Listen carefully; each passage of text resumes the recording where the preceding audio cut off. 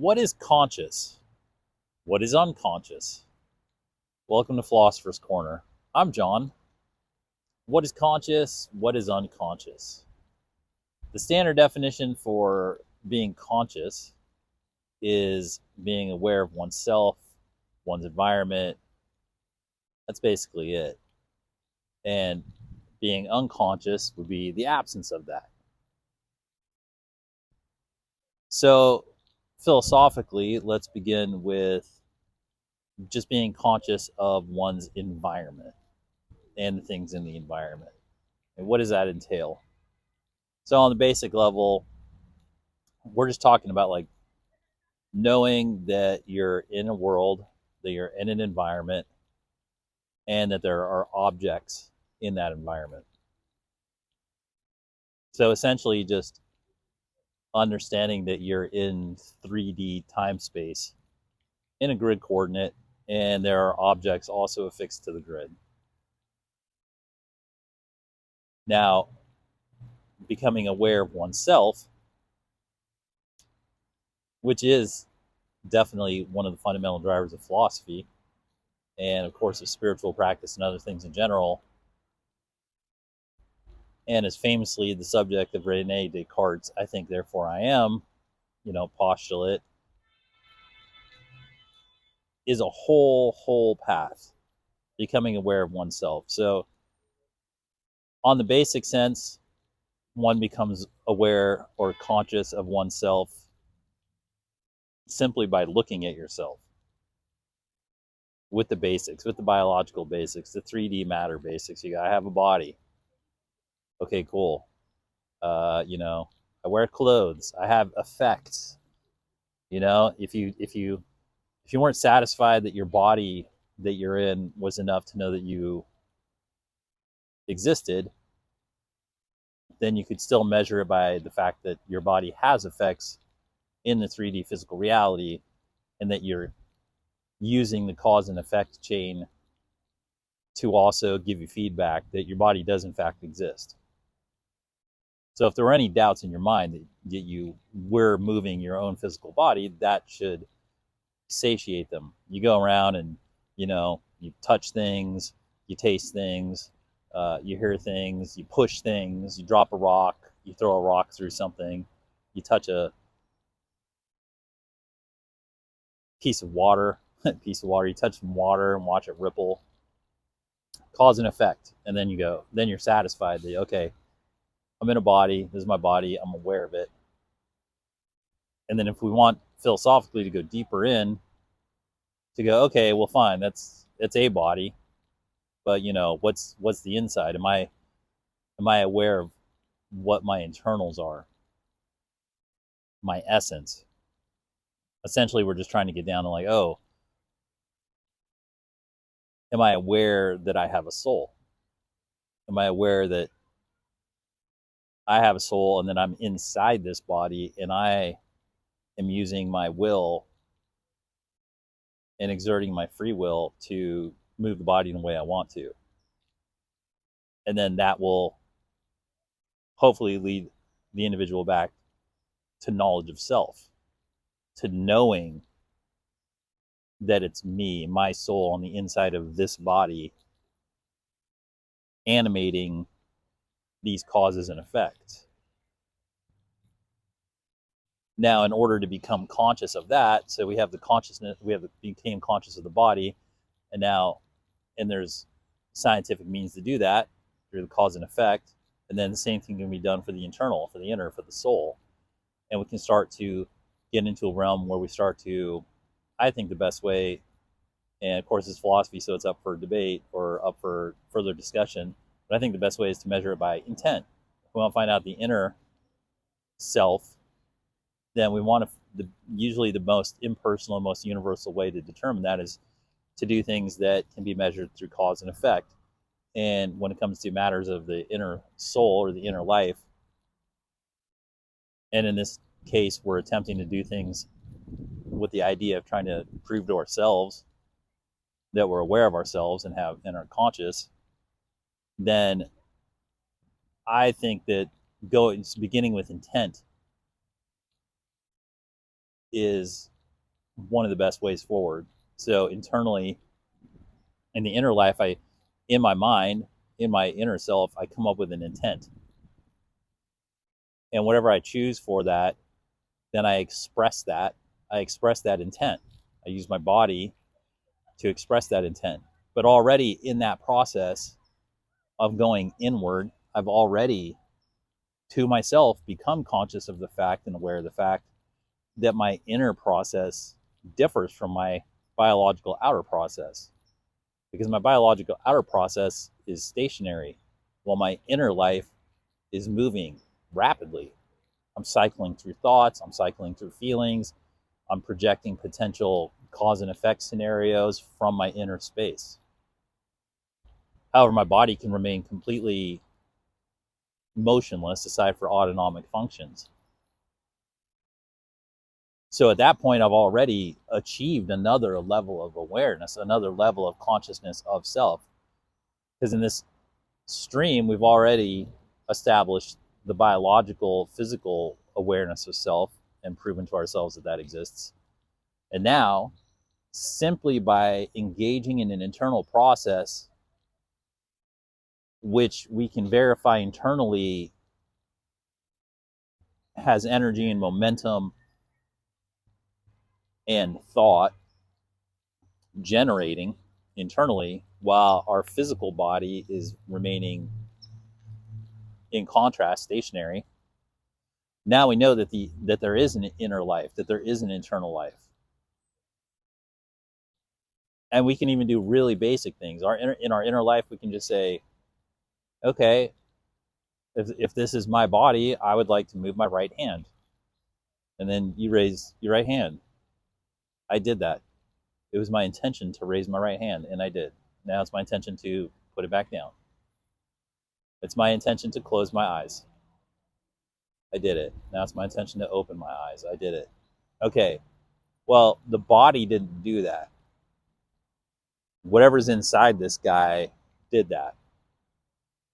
And not only did whatever's inside this guy do that, whatever's inside this guy who came up with the intention to make the guy inside this guy do the thing with his body did that. And we continue to do that. And we can get more complicated and we can get more sophisticated and we can get deeper with this sort of intention exercise. And we can do it ad nauseum until at some point we show to ourselves that we are in fact the essence of ourselves and that we are consciously intending to use the fusion, the buffer between the interaction between our inner self and our outer self in concert to create actions that originate with the inner intent. And we can do iterations of that until we are satisfied that it is in fact us inside of ourselves who is doing that. And we will receive feedback depending on the nature of the intention that we decide to pursue in this experiment of self-awareness, of consciousness, of becoming conscious. We can send the intentions out in various means. They can be very gross, very obvious, gross mechanical exercises to do this, like raising hands or moving body parts or doing all sorts of things, whatever we come up with. Or they can be extremely refined and extremely intent based on a much more energetic inner level, using our body to send out inner intentions, and with the intention of receiving feedback or being aware of the feedback that's going to come back.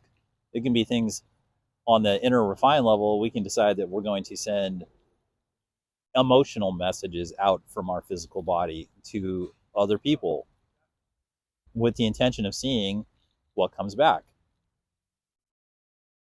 And if we do that scientifically enough with enough people, we can get correlating data to say, okay, what if I send out messages of love to people? will they receive those messages of love and return them in a degree, not necessarily that they're returning it in a specified manner, but in a way that acknowledges that the intention of that outward communication that originated in the inner realm was of love. And we do that with enough people where we get feedback and can scientifically deduce that there's a high correlation between what the inner intention was and what not only what the external world's response was, but what other people who presumably, but not necessary to our experiment, are also receiving an inner life, are communicating back to us. And if we do that with enough iterations, we can logically arrive at a point which validates our inner existence, especially when combined with intent being part of it, because the intent deductively can only come from the inner life.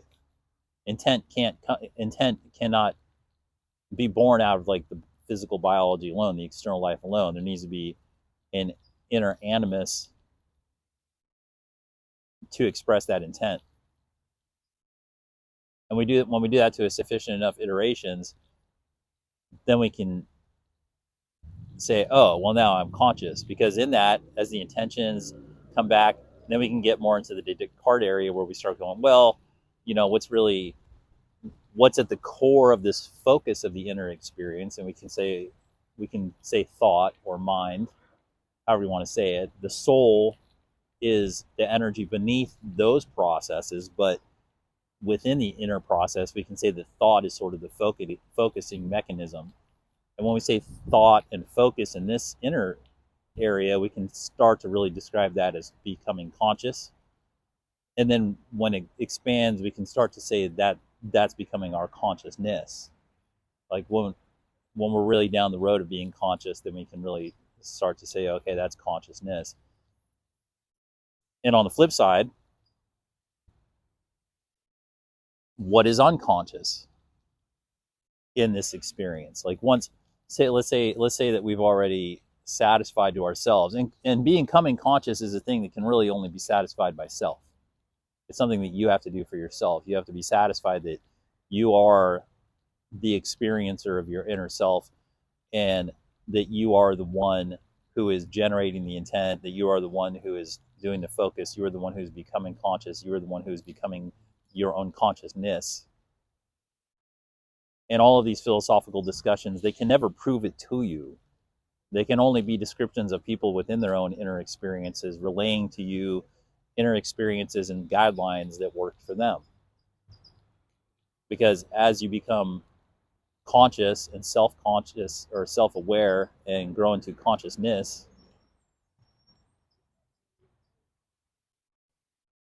it is a self-validating cycle as you go through it.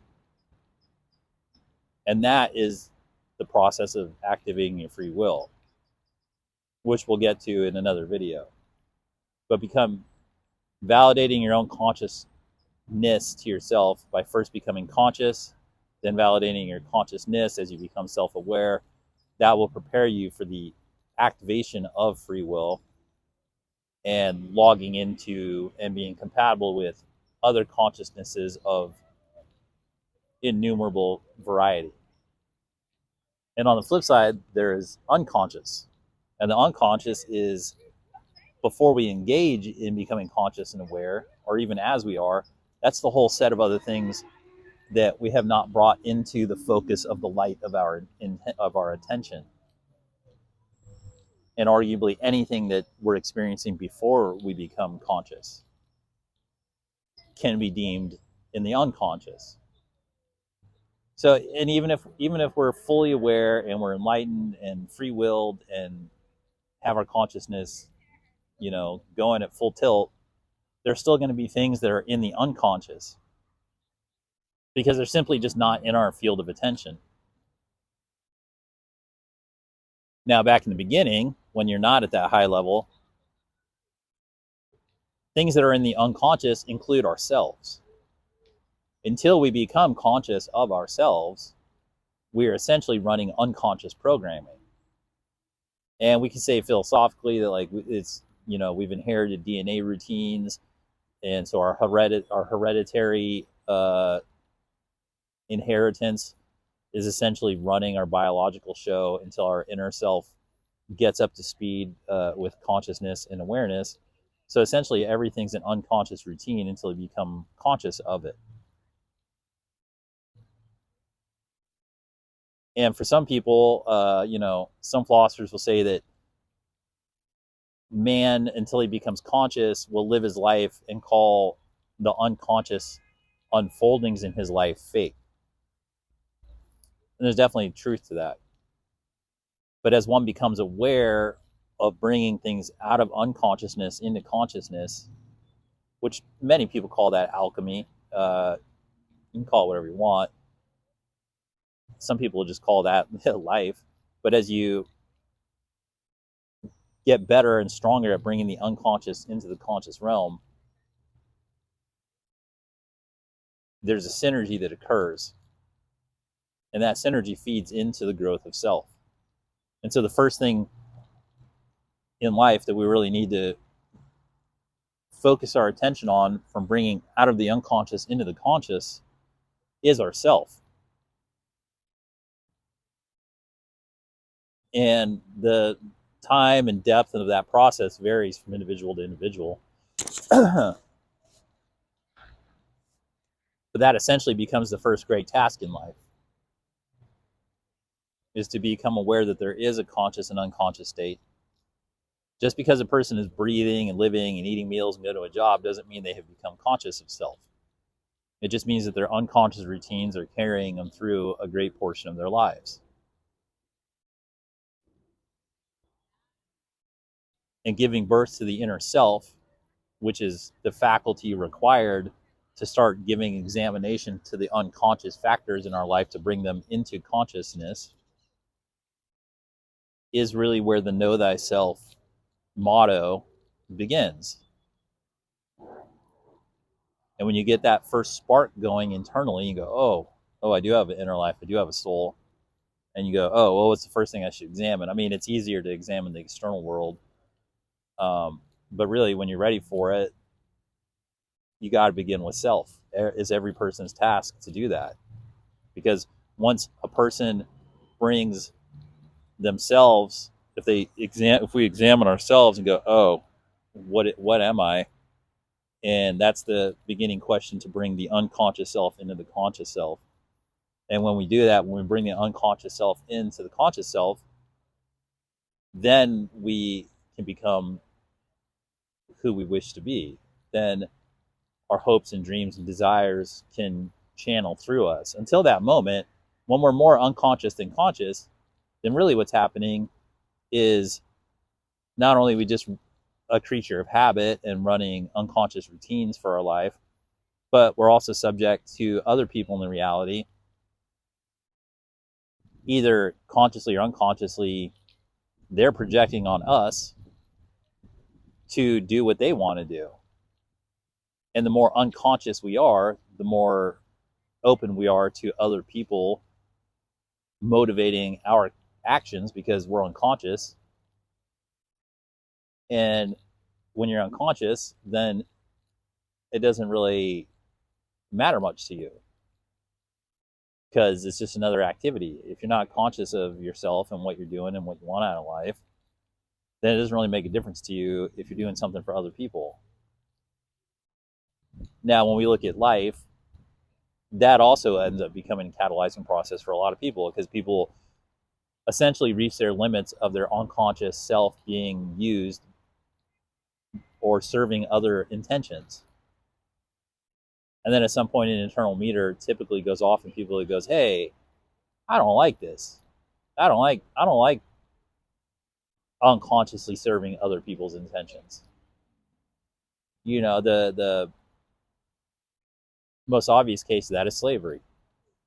People go, "Hey, I don't like being a slave." Oh, why don't they like being a slave? Where does the rubber meet the road on that? It's that the intentions of their inner self are not being served, and their life is being served in servitude to other people's intentions. And that's typically a function of being unconscious. Now, slavery and other forms of slavery and the various forms of it are particularly insidious because becoming conscious of self doesn't in and of itself end the servitude. And then that becomes a battle of wills, typically, is the human story on that. And it rears its head everywhere we are. But philosophically, and when we distill it down, it comes down to the degree of conscious awareness of the individual. How much unconscious activity is residing in you, and how much conscious activity is residing in you. And that is a metric that we all have direct control over. It's arguably the most important factor in our development, and we have 100% control over it. How conscious are we of self? How conscious are we of our inner life and the attendant values and mechanisms and processes in ourselves, which we have control over, to bring ourselves into conscious awareness, and thus to grow into consciousness and places beyond our imagination. So, what is conscious? What is unconscious? I think we got a pretty good coverage there. I hope you found it helpful. I hope you find it catalyzes your consciousness of self. I hope you become more conscious. I hope I become more conscious. I hope you found it helpful, and I hope you have a good day.